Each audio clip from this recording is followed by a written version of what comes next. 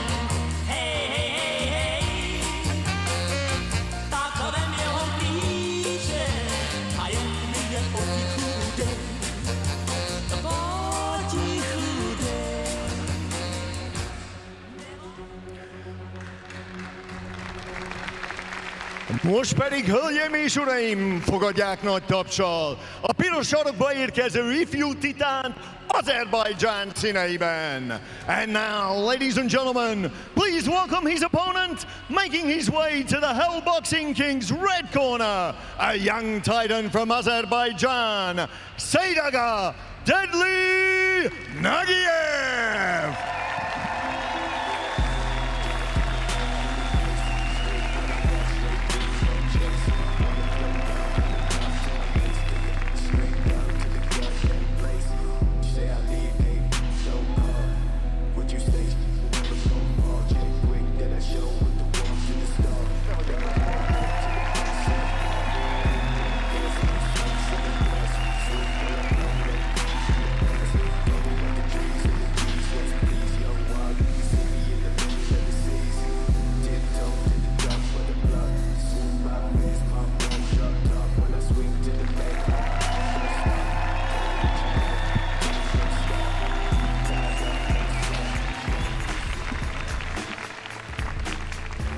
Hölgyeim és uraim, ez a Hell Boxing Kings első negyeddöntője a váltósúly kategóriában.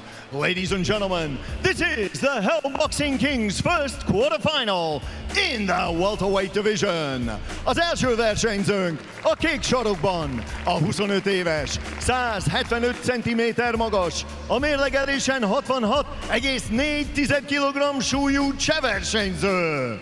Introducing first, fighting out of the blue corner, at 25 years of age, he stands 175 centimeters tall and weighed in at 66.4 kilograms. Fighting out of Prague, the Czech Republic, he is Petr Novák! És az ellenfele a piros sarokban, a 24 éves, 181 cm magas, a mérlegelésen 67,15 kg súlyú azeri versenyző. And now, his opponent, fighting out of the red corner, at 24 years of age, he stands 181 centimeters tall and weighed in at 67.15 kilograms. Fighting with the Sparkle Boxing Club out of Baku, Azerbaijan, he is Saidaga Deadly Nagiev! És a mérkőzés vezetőbírója, and your referee in judge, Bell Kovács Bence.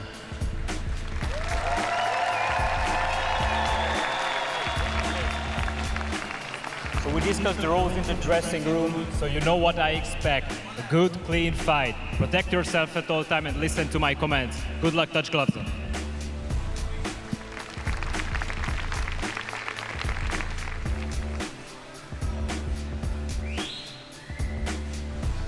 Azt hiszem, hogy egy kemény küzdelemre számíthatunk. Hát a mérlegelés után mindenféleképpen mind a cseh srác, mind pedig az azeri srác a mérlegelésen megmutatta, hogy van vér bennük. Igen, én álltam közéjük, de megmondom őszintén, hogy nem voltam azért maximális biztonságban, és ahogy látszik, az elszántságuk semmit nem csökkent a tegnapi mérlegelés óta, és valószínűleg nagy barátok nem lesznek most az elkövetkezendő percekben. Ráadásul te láttad is őket az idevezető úton, ugye amit most itt az elején meg lehet állapítani, egy fordított alapállású. Az azerinek van egy picivel nagyobb rutinja, legalábbis a profi mérkőzéseket illetőleg, de mit vársz a két sráctól, hiszen te, ahogy mondtam, már láttad őket amatőr mérkőzésen? Igen, mind a ketten egyébként ütőerőben szerintem nagyjából hasonló szinten vannak. Az azeri versenyző Nagy Wilsont győzte le egy nagyon szoros mérkőzésen, Petr Novák pedig szintén magyar versenyzőt, Danyi Dánielt szintén nagyon szoros mérkőzésen győzte le azért, hogy bejusson a 8 közé, és mind a kettő rendelkezik profi rekorddal, illetve profi de még nagyon az elején tapasztalata. Elején, de a 4 menet az nem lesz nekik azért teljesen szokatlan. Nem, hát azt néztem, hogy Nagijevnek ugye csak Bakuban voltak mérkőzései, de 6 menetes mérkőzéseket vívott, tehát neki ez a 4 menet nem visszalépés, de kondiban nem lehet probléma. Igen, és látszik azért a testakaton is, hogy eléggé beszáradt mind a kettő, főleg az azeri versenyző. Ugye hallottuk is, hogy nagyobb súlyból jött el ide, vagy jött le. Hát kíváncsian várom, egy biztos, hogy tapogatózós menetről nem lehet beszélni. Eléggé bekezdtek mind a ketten. Szép volt most a fogadó balja Petr Nováknak. Szépen húzta meg most igen a csaputtat. Szépen építgetik fel. Igen. Jól üti egyébként Petr az első ezeket a jabeket nagyon szépen látod, tehát rengeteget mozgatja, az ezért az inkább a hangsúlyosabb ütések. De szép volt. Power punch-ra vár. Igen. Főleg úgy, hogyha egy pár ütést már elszenved az elején, akkor egy kicsit nem mondom, hogy elveszíti a fejét, de vissza akarja adni. Ugye tudjuk, hogy itt azért nem könnyű megfordítani egy mérkőzést, elmegy egy-két menet, ennyire túl rövid a 4 menet, és akkor mondjunk a 3x3 percről, az aztán főleg megrövidít. Egyelőre nagyon jól jön vissza Petr. Nagyon szépen fogadja meg ezekkel a kontraütésekkel is. Megint szépen ment vissza Petr Novák. Igen, az látszik, hogy ő jobban érzi a távolságot, jobban meg tudja satszolni, hogy vajon kívül vagy belül van épp az ütőtávon, és csak akkor indít, amikor találni tud. De szép volt, hogy mellé lépett, és úgy... Ugye a kis szakmai finomság? Ugye? Ez kifejezetten jó volt látni. Igen, jól is rakja be az előlévő lábát, rendszeresen berakja szépen kívülre. Megint szépen talált. Cseh edzője a sarokban, ugye vele többször találkoztunk. Hát több olimpián is Cseh válogatottnak az edzője volt, tehát biztos, hogy komoly szakmai háttér van a mögötte. Szép menet. Véget is ért az első menet, nagyon szép menet cseh oldalról, és az azerinek még egy kicsit keresnie kell a ritmust. De van még rá 3 menete. Igen, azt hiszem, hogy ezt viszonylag simán elhozta, mondhatjuk, így látszólag, vagy legalábbis én úgy érzékeltem, hogy ezt a menetet a cseh elhozta, nagyon szépen talált a kontrákkal. Ha valaki nem követte volna a Starboxot, akkor azért mondjuk egy gyorsan itt is, mint ahogy egyébként minden profi mérkőzésen a 10 pontos rendszert használják a pontozóbírók, azaz a győztes megkapja a 10 pontot, a vesztes 9-et, de hogyha nagyon nagy a különbség, akkor akár 8-at, hogyha van rászámolás intés, akkor akár még 7-et is, tehát lehet egy menet alatt is nagy különbséget szerezni, de hogyha valaki szépen elmenedzseli a mérkőzést és 10-9-ekkel megnyeri, akkor a végeredményben 40-36-tal. Tehát ez nem azt jelenti, hogy szoros a mérkőzés, ez a 4 pontnyi különbség, hanem azt jelenti, hogy minden menetet ő nyert. Így van, ez is sokszor összetévesztik. Azt, amikor valakire azt mondjuk, vagy azt mondják, hogy az eredménye az, hogy egy hangú pontozás, akkor azt hiszik, hogy akkor agyon volt nem a versenyző. Nem, hát ez lehet így nagyon szoros. Így van, akkor minden pontozó bíró ugyanúgy látta, de attól még ez lehet szoros is. Na jöjjön akkor a második menet. Valószínűleg az azerinek a sarkában egy picit, hát ha nem leszúrták, de nagyobb aktivitásra kérték, mert különben szépen elfolyik a találkozó. Kérdés, hogy ez vajon arra sarkalja el majd a Petr Novákot, hogy ugyanazokkal a szép kontrákkal, hogy lépre csalja, hogyha nagyobb lendülettel fog előre menni. Én bevallom őszintén nagyobb ütőerőt vártam az Azeritől, pont azért, mert amikor a mérlegelésen láttam őket, akkor tényleg, hát ott még a torkát is el akarta vágni, tehát olyan volt, mint hogyha valami borzasztó kemény srácról lenne. Szóval nem mondom, hogy nem kemény ütő, valószínűleg az, de egyelőre érzi. Nagyon-nagyon szépek azok a bal kezek Petr Nováktól. És egyébként, ha megnézzük testakatra, így ránéznénk, azt mondanánk, hogy egy súlya föntebb van az Igen, Azeri, ugye? igen, Tehát igen. annyival nagyobb. Szárazabb. Igen. Hát ő 154-ben, tehát váltósúlyban mérkőzik, ugye ez elméletileg, nem nagyváltóban a profik között, de ez meg a váltósúly. Igen, de szép volt meg. Petr Novák zseniálisan használja ki ezeket a lehetőségeket. Ó, de szép volt megint. Ez most ilyen kicsit testen is szépen megütött, ez egy iskolabox, úgy szépen zsákol rajta. Nagyon szép bunyó, nagyon szép. Kezd egy kicsit elkeseredni szerintem az azeri versenyző.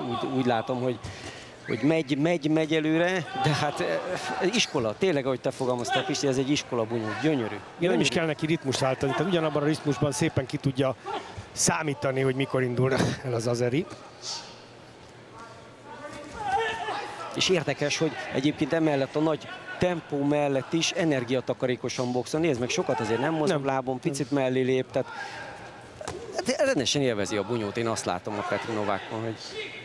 És ezzel a tempóval, ezzel a sebességgel szerintem 6-8-at is boxolhatna, mint hogy egyébként a döntőben már 6 menet vár rájuk, tehát most még itt 4 menet. Bizony.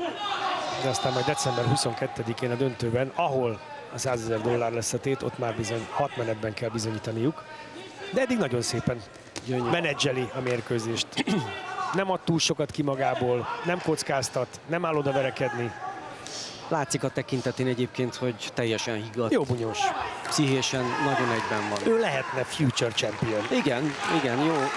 Most kicsit összefejeltek, úgy láttam, itt ezért ezt ugye a profiknál ugye egyértelműen nincsen. Hát most már az amatőröknél sem fejvédő, ha csak nem az edzésen használják, de pont ezért elég sok sérülés szokott lenni abból, hogy összefejelnek. Most kétszer is összekoccant a fejük az elmúlt időben, de szerencsére nem repedtek ki. Nagyon szép volt megint a bal-jobb Petr Nováktól. De szerencsére még fiatal srácok, 24-25 éves bunyósokról beszélünk, és itt a 30 fölötti bunyósoknál nagyságrendel nagyobb az esély a felrepedésre. Ugye ez a bőr szép lassan elhasználódik, szárad, és egy 40 éves bunyós már egy egészen pici fejeléstől is simán felreped. Hát ez furcsa volt az Azeritől, neki futott, mint egy, nem is tudom, De most egy nagy pofonba belefutott itt a végén Petr Novák, azért neki is figyelnia kell. Megint egy jó menetet vitt végig, de itt a menet végén volt egy olyan pillanat, amikor pontosan talált az azeri, és azért ebben a súlyban, 67 kg-ban már azért oda kell figyelni. Bizony. Nagy tempót látunk, és azt gondolom, hogy maximálisan megtesznek mindent, hogy kiszolgálják a közönséget is. Két menet, tételezzük fel, hogy elment az azeri versenyzőnek, tehát Nagijevnek valamit ki kell találni a második felére, mert hogy döntetlen nincs. Abban az esetben, hogyha a hátralévő két menetet mondjuk Nagijev ugyanilyen arányban nyerni, azaz 10-9-re, akkor elméletileg ugye 38-38 a vége, akkor a pontozó bíróknak meg kell jelölnie, hogy kit láttak úgy összkép alapján.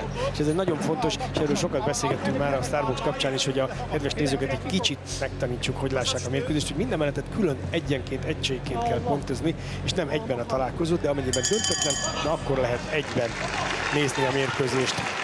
Húd elindult most az azeri. Tehát tudja, hogy van nagy a baj, tehát azért ezek az első menetek, az első két menet nem az ő nem úgy alakult, mérlegére billent. Terv szerint alakult, de ezek nem az ő tervei. Nem. Sokkal inkább a cseh versenyzőnek a terve valósul meg eddig, vagy válik be.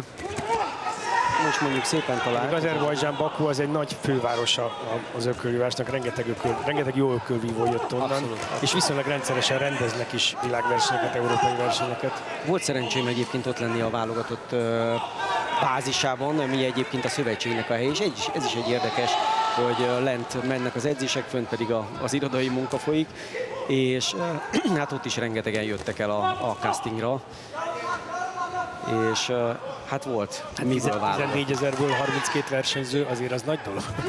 Nem unatkoztunk. Igen. De szép. Petr Novák továbbra is ugyanazt folytatja, ami egyszer bevált az első menet elején, azt végig lehet vinni egész negyedik menet végéig. Nincs szükség arra, hogy változtasson, előlévő kézzel szépen dolgozgat, és hogyha esetleg úgy döntene Nagijev, hogy elindul, akkor pedig vagy oldalra lép, vagy megfogadja, vagy beleáll a verekedésbe, mint ahogy most is, és ezekben is jobb. Igen, egy picit egyébként most azt látom Petr Novákon, hogy mintha egy nagyon picit a fáradtság jelei lennének, hiszen amikor ráugrik az azeri, akkor már most nem annyira a kontroll, egy jó párszor beleragadt a cseh versenyző is ebbe. És látjuk, hogy egy picit több már a dulakodás, de hát kíváncsi vagyok, hogy ki most nagyon szépen talált. Ugye itt megint van egy teória, hogy hát ki megy előre. Hát itt most majdnem egyértelmű, hogy ki megy előre, de nem ő nyeri a mérkőzést. Mert hiába irányítja, úgy néz ki a találkozót, legalábbis a ring közepét uralja Nagiev, de nem róla szól a találkozó, hanem az történik, amit a cseh versenyző akar. Igen. Ez most mellé ment. De már nem elég gyors Nagiev. Már nem pattannak azok az ütők, de szép volt megint. Az a bal Petr Nováktól. Most ő búcsúzott ismét. Nézd meg, az azeri most már tényleg egy nagy ütésre rak fel mindent, azzal viszont nehéz lesz eltalálni, mert nagyon látványosan indul. Kénytelen is lesz, mert ez már egy szorosabb menet, de még mindig Petr Novák. Igen, de a látványosabb találatok itt is Petr Nováktól érkeztek. A pontosabb, látványosabb találatok. Igen. És persze, hogy az nem számít, de az összkép alapján, ha valaki sokszor nem talál és beleesik az ütésekbe, az nem túl szép látvány. Bizony, ez nagyon látványos tud lenni, amikor luftot üt egy verseny, vagy luftot üttetnek vele. Beleharap a felső kötélbe. 10 másodperc van már csak hátra a harmadik menetből. 9 perc után kockáztatom, hogy kiütéssel nyerhet már csak. Petr Nováktól. Jól forog, de egyébként jobbra folyamatosan nem tudja lekövetni az azerit.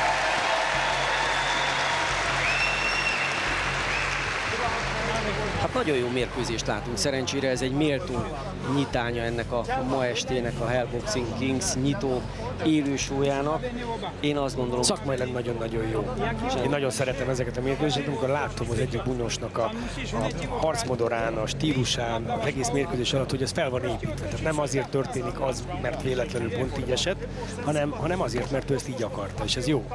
Ez azt mutatja, hogy sokat tanult már ebből a gyönyörű sportágból. És én bízom benne egyébként, hogy az ilyen szép, tiszta találatok, függetlenül, hogy valaki nem ért az ökőváshoz, akkor is értékelhető, hiszen ő is értékelendő, mert ez nagyon látványos, és azt gondolom, hogy viszonylag könnyű dolga volt. Az első kettő menetben egyértelműen a pontoknak, ez a harmadik egy picivel szorosabb volt, de még mindig Petr Novák, és nagyon jó tudja, mint ahogy az azeri is, hogy egy menet van.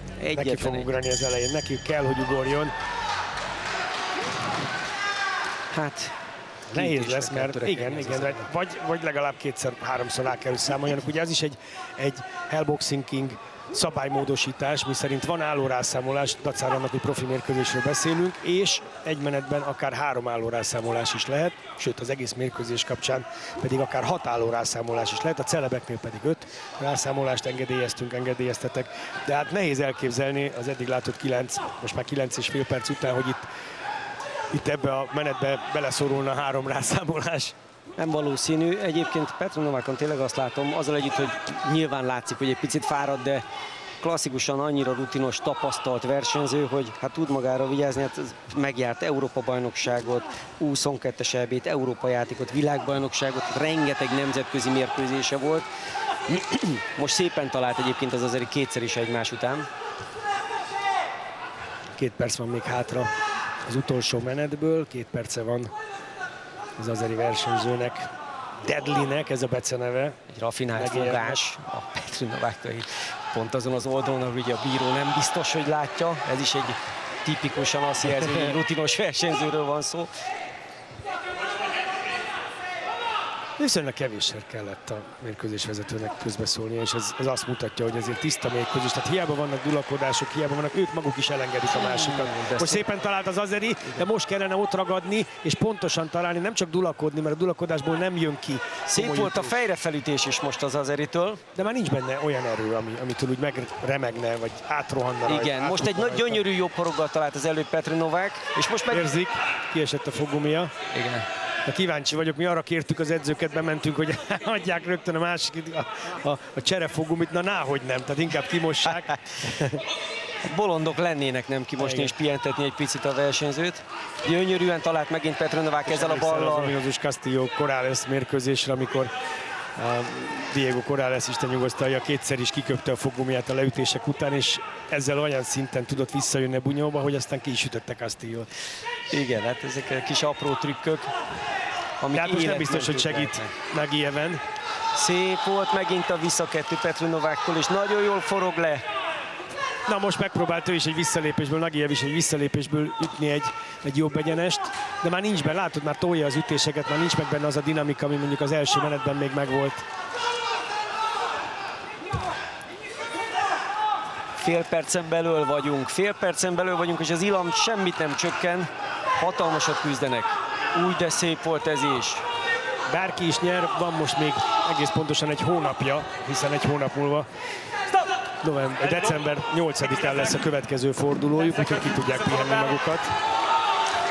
Megint kiesett a foggumi, de nem kell megállítani. Igen. Ez most a végigengedi a mérkőzés vezető. Vége is. Gyönyörű mérkőzés, hatalmas csata. Le a kalappal mind a két versenyző előtt. Ja, nem, ez most úgy látszik, Petr Novák foggumija volt. Ugye a profi szabályok szerint nem kell megállítani a mérkőzést csak azért, mert a foggumi kiesik a szájból, csak akkor, amikor az első adandó alkalomban nem lehet menetet vagy mérkőzést kezdeni foggumi nélkül, de akár be is lehet fejezni menetet foggumi nélkül. Ez történt most itt az utolsó, a negyedik menetben, amely szerintem ugyanúgy Petr Novák fölényével telt. A végére a harmadik, nekem azt mondom, hogy a harmadik menet volt, ami egy kicsit kiegyenlítettebbnek tűnt. A negyedik menetet én megint úgy láttam, hogy viszonylag egyértelmű fölénye volt Petr Nováknak. Nagyon szépen, rutinosan, stílusosan, letisztultan boxolt, főleg ameddig egyáltalán nem volt rajta látható a fáradtság, addig egyszerűen iskolabunyó volt, ahogy te mondtad, ugye tényleg egy gyönyörű. Valószínűleg tett egy nagy lépést az $100 000 irányába. Tehát hallgassuk meg azért a pontozók, hogy látták. Kiváló pontozók dolgoznak, a magyar hivatásos tagozat legjobbjai. Egyébként érdekes, hogy néha ugye a bírók milyen módon bírálnak fölül esetleg egy edzői döntést. Emlékszel biztosan, amikor bedobták a törölközőt, és a mérkőzés vezető kirúgta a törölközőt. Igen, mert az alapszabály az, hogy a mérkőzés vezető a legnagyobb góré, a legnagyobb úr. Ő szüntetheti a találkozót, nem a supervisor, nem a doktor, és még csak nem is az edző. Ha úgy ítéli meg a mérkőzés vezető, hogy az ökölvívó alkalmas még a folytatásra, és az ökölvívó nem mondja azt, hogy köszönöm, vége, akkor megy tovább a mérkőzés. De ez ritka, tehát azért ez egy bátor bíró kell. Miki Van Angliából ezt megtette. Hát meg egy Katsidis, aki ugye tudjuk, hogy óriási harcos. Minden mérkőzés egy háború volt. Igen, de most nem biztos, hogy haza tud találni. Ennek eredményeként. Na akkor lássuk, hogy látták a pontozó bírók. Gábris Bulcsú, Kovács Gergő és Sasvári Tamás pontozott ezen a mérkőzésen. Az ő pontozásait fogjuk most meghallani. Na, ki megy tovább? Hölgyeim és uraim, a mérkőzés eredménye a pontozólapok alapján. Ladies and gentlemen, the judges have scored this bout. Sasvári Tamás 36-40, 36-40. Gábris Bulcsú 37-39, 37-39. És Kovács Gergő 37-39, 37-39. Így a mérkőzés győztese egyhangú pontozással. Declaring your winner by unanimous decision, Petr Novák!